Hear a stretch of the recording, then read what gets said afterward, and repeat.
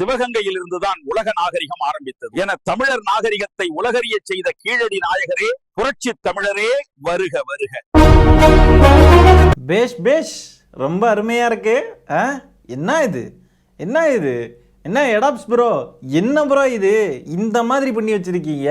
இந்த காணொளி கீழடியை அப்படியே அவமதிக்குதுங்க. கீழடியுடைய வரலாறு ஜாதியும் கிடையாது மதமும் கிடையாதுன்றதை பேஸ் பண்ணி தான் இருக்கு. அப்படிப்பட்ட இந்த கீழடி ஆய்வுக்கு ஜாதி சாயம் பூசுறது என்ன மாதிரியான ஒரு கேடுகட்டத்தனம்? தமிழ் இனத்துடைய வரலாற்றை அழிக்கணும் அப்படின்னு சொல்லி பாஜக கங்கணம் கட்டிக்கிட்டு அலைகிறாங்க.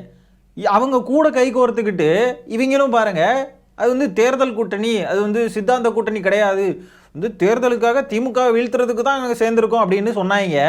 ஆனால் பாருங்க, அப்படி இருக்க விட மாட்டாங்க பாஜக. இது நமக்கு தெரியாதா? கண்டிப்பாக அவங்க வந்து அவங்களுடைய சித்தாந்தங்களை தமிழ்நாட்டில் நிறுவுறதுக்கு அவங்க எந்த எக்ஸ்ட்ரீம்னாலும் போய் முயற்சி பண்ணுவாங்க. அதை பண்ணிக்கிட்டு இருக்காங்க. இவங்களும் அவங்க கூட இருந்துக்கிட்டு தலையாட்டி பொம்மை மாதிரி அவங்க சொல்கிறதெல்லாம் கேட்டுக்கிட்டு இங்கே பேசிக்கிட்டு இருக்காங்க. இது தமிழ்நாட்டில் எடுபடவே செய்யாது.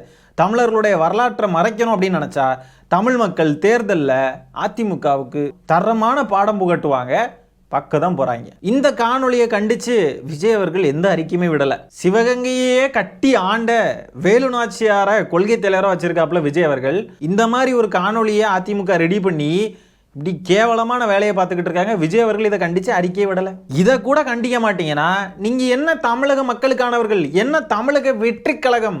வெக்கமா இல்லையா உங்களுக்கு இப்படி ஒரு பேரை வச்சுக்கிட்டு கட்சி வச்சிருக்கிறதுக்கு?